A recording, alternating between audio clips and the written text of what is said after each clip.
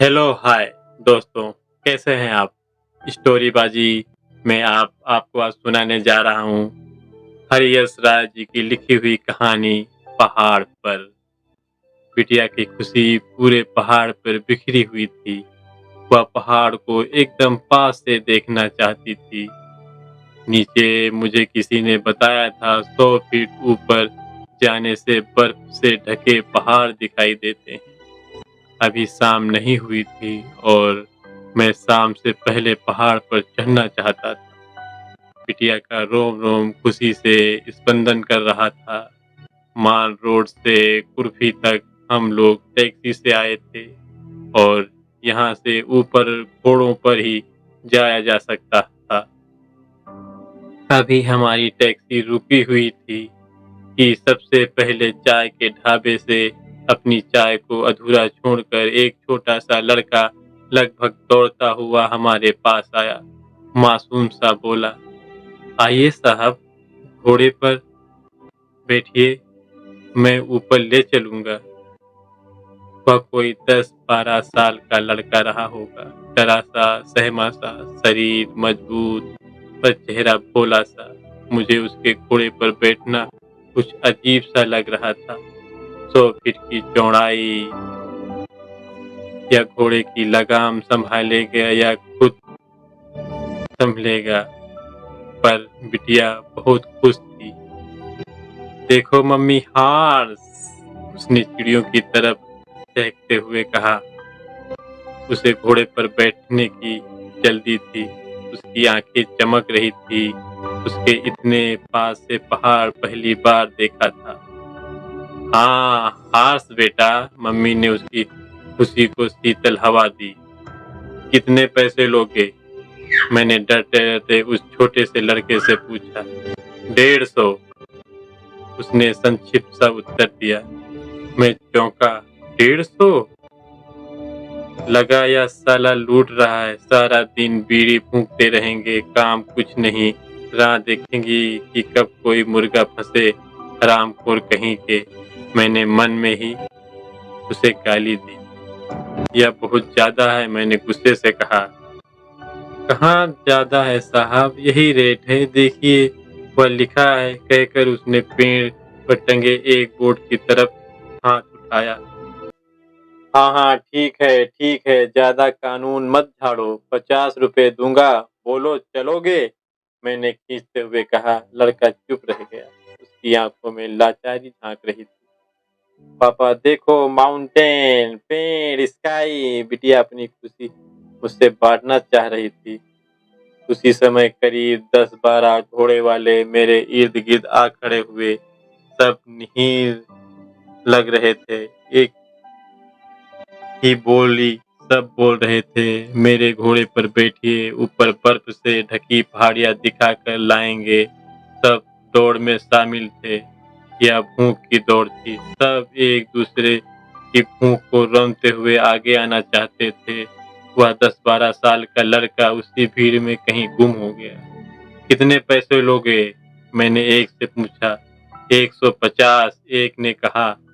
क्यों भाई, पैसे पेड़ पर उगते हैं? सोच समझ कर बोलो। मैंने उस घोड़े वाले से कहा।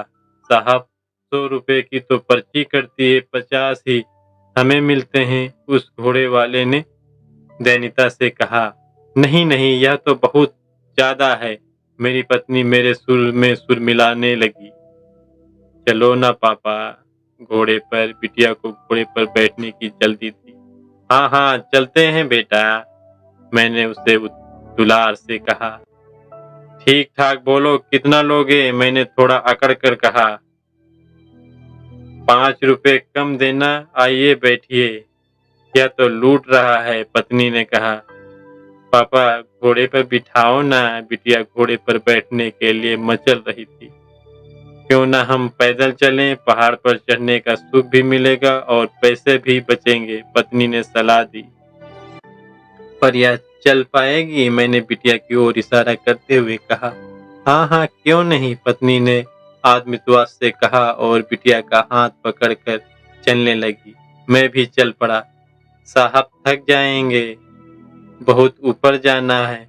मुझे पीछे से किसी घोड़े वाले की आवाज सुनाई दी, पर मैंने उसकी बात को अनसुना कर दिया और चढ़ने लगा पहाड़। बिटिया पीछे मुड़ मुड़ कर घोड़ों को देखती रह गई।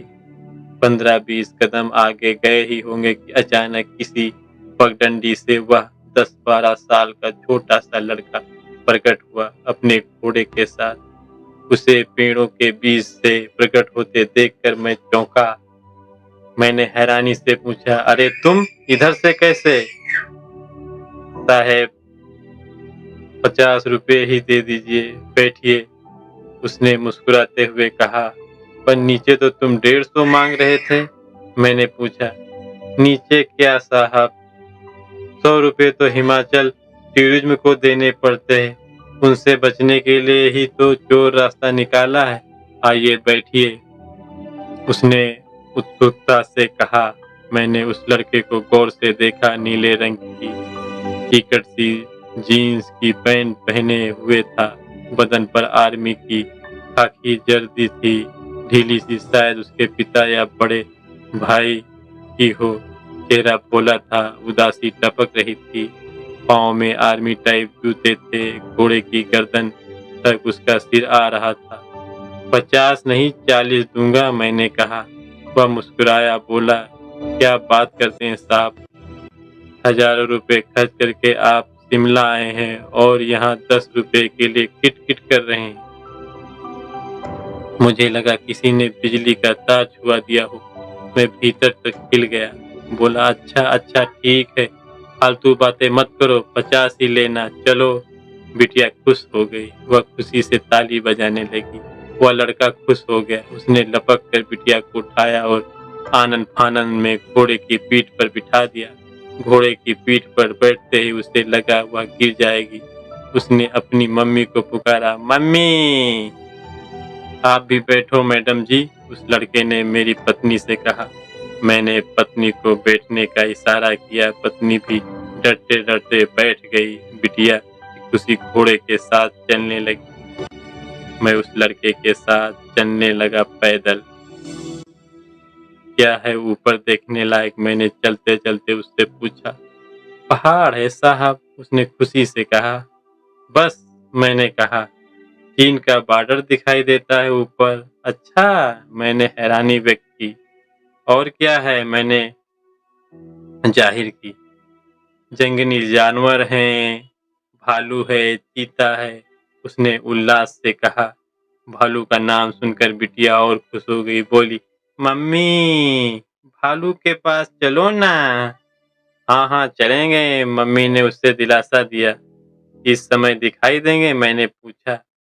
आपकी किस्मत है साहब, दिखे तो दिखे, नहीं तो न भी दिखे। तो ऊपर जाने का फायदा क्या, मैंने पूछा। सब जाते हैं जी, उसने कहा। थोड़ी देर चुपचाप चलते रहे। बिटिया दूरबीन से पहाड़ों को देख रही थी और खुश हो रही थी। अच्छा साहब, आप बम्बई से आए हैं?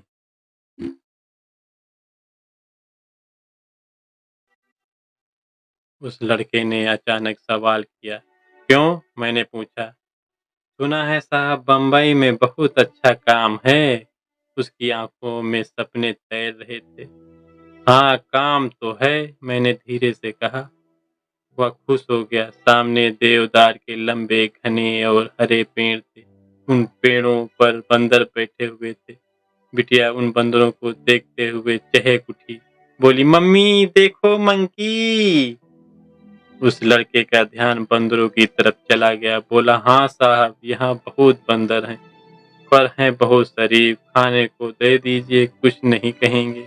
रास्ता बहुत ऊबड़ खाबड़ था, थोड़ा घोड़ा बहुत संभल कर चल रहा था। मेरी सांस फूलने लगी, माथे पर पसीना छलक आया। मैंने पूछा, और कितना ऊपर चढ़ना है?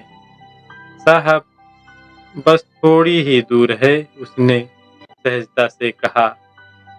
मेरे लिए कोई काम मिल सकता है बम्बई में? उसने उत्सुकता से कहा। हाँ क्यों नहीं, काम तो हर एक को मिल जाता है वहाँ, मैंने कहा। उसकी आंखों में खुशी चमक गई। बोला, मेरे लिए कोई काम ढूंढ दीजिए। उसने उल्लासित स्वर में कहा। क्या काम कर सकते हो? मैंने पूछा। कोई भी काम साहब। उसकी चाल तेज हो गई। मैं चुप रहा, माथे पर आ रहे पसीने को रुमाल से पोंछा। अच्छा साहब, आप मंदिर जाते हैं? अचानक उसने सवाल किया। क्यों? मैंने हैरानी से पूछा। यहाँ पास ही में मंदिर है, कहिए तो घुमा कर लाऊं? मुझे लगा कि पैसे ऐंठने के चक्कर में है। पूछा, क्यों, वहाँ क्या है? एक पुराना मंदिर है, कहते हैं वहाँ हमेशा ज्योति जलती रहती है। नहीं नहीं, हमें किसी मंदिर वंदिर नहीं जाना है, तुम सीधा चलो, मैंने गुस्से में कहा। पर साहब, मंदिर है बहुत मशहूर, बहुत लोग आते हैं। कितनी दूर है यहाँ से? पत्नी ने पूछा। बस 10 मिनट लगेंगे, उसने भोलेपन से कहा। तो चलो, पत्नी ने कहा। वह खुश हो गया, बोला, साहब देखने लायक चीज है। जितने भी फिल्म स्टार यहाँ आते हैं सब वहाँ जाते हैं। कहकर उसने घोड़े को सुनसान पहाड़ी की तरफ मोड़ दिया। मेरी कुड़हन और बढ़ गई। रास्ता बहुत ऊबड़ खाबड़ था। घोड़ा बहुत संभल संभल कर चल रहा था। कुछ जगह बड़े बड़े पत्थर रखे हुए थे। पत्नी को भी थोड़ा थोड़ा डर लग रहा था, यह किस रास्ते पर ले जा रहा है। बिटिया उल्लासित थी। वह इतनी देर तक घोड़े पर पहली बार बैठी थी। पर टूरिस्ट मैप में तो ऐसी किसी मंदिर का नाम नहीं है, मैंने कहा।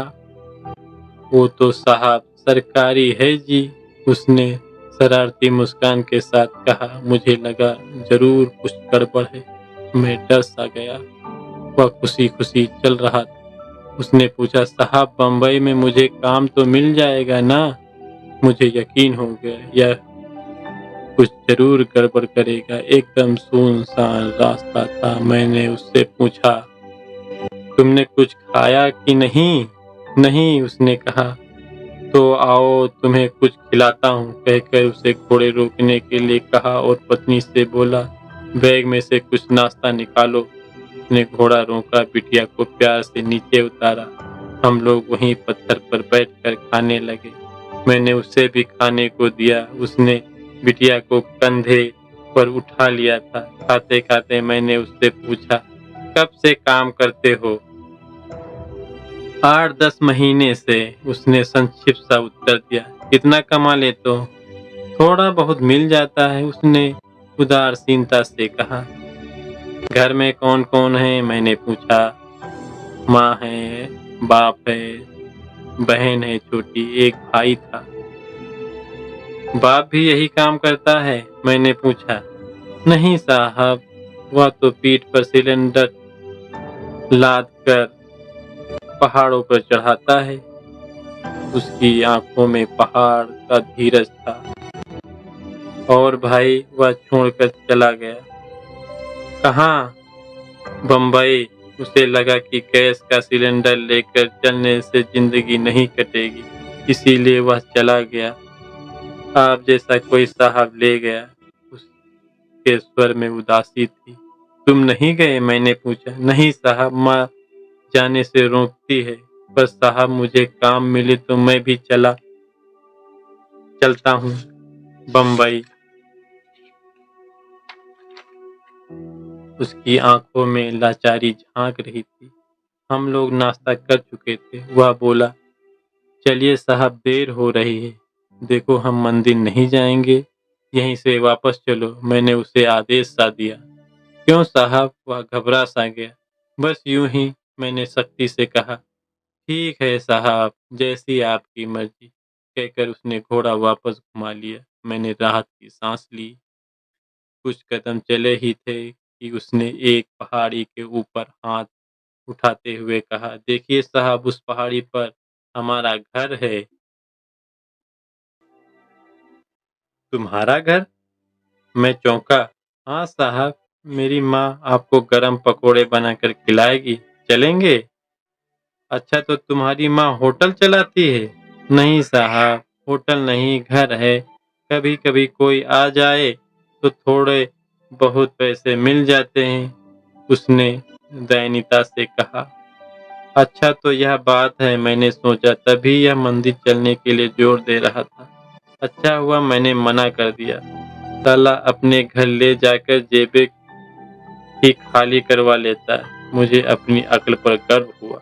नहीं, तुम सीधे चलो, मैंने कड़कदार आवाज में कहा। वह सहम सा गया। साहब आप मुझे बम्बई में कोई काम दिला दीजिए। कौन सा काम कर सकते हो? मैंने पूछा। कोई भी काम। और ये घोड़ा, इसे कौन देखेगा? यह घोड़ा मेरा नहीं है साहब। तो फिर किसका है? नीचे वाले ठेकेदार का। तो तुम्हारे पास कैसे आया? किराए पर लिया है साहब। कितना किराया देते हो? साहब एक चक्कर का 30 रुपए, उसने मासूमियत से कहा। थोड़ी देर चलने के बाद हम पहाड़ पर पहुंच गए थे, जहां से बर्फ की ढकी पहाड़ियां नजर आ रही थी। बिटिया दूरबीन से दूर दूर की पहाड़ियां देख रही थी। वे पहाड़ उसे एकदम पास लग रहे थे, गोया हाथ से छू लें। वह खुश थी। देखो पापा, कितने पहाड़ हैं। वह अपनी खुशी में मुझे शामिल कर रही थी। वह पक्षी की तरह इन पहाड़ों के ऊपर उड़ना चाहती थी। आइए साहब, इधर आइए, यहाँ से और अच्छा दिखेगा, लड़की ने मुझे एक तरफ बुलाते हुए कहा। देखो कितने पहाड़, कितनी ठंडी हवा। बिटिया ताली बजाकर खुश हो रही थी। वहां से छोटी छोटी पहाड़ियां साफ दिखाई दे रही थी। घने छाया वाले लंबे देवदार के पेड़ मनोरम लग रहे थे। हम लोग वापस लौटने लगे। लौटते समय डर नहीं लग रहा था। बिटिया की खुशी का पारावार नहीं था। वह उल्लासित थी। पहाड़ी को इतने पास से देखना उसके अब तक के जीवन की सबसे उल्लासकारी घटना थी। घोड़ा इन रास्तों के से वाकिफ था। वह संभल संभल कर हर कदम रख रहा था। लड़के ने फिर पूछा, मुझे काम मिल जाएगा ना? उसकी आंखों में उजाला था पहाड़ का। मुझे लगा कि लड़का इस बात को भूल गया है। यहाँ गुजारा नहीं होता है? मैंने पूछा। यहाँ कैसे हो सकता है? अपने भाई से कहो, तुम्हें मुंबई बुला लेगा। मैंने कहा। वह निराश हो गया। चेहरे पर मासूमी छा गई। बोला, भाई नहीं चाहता मैं बम्बई आऊं। क्यों? मैं बम्बई चला जाऊंगा तो घर में कौन रहेगा? साहब, तुमने किसी और से कहा है?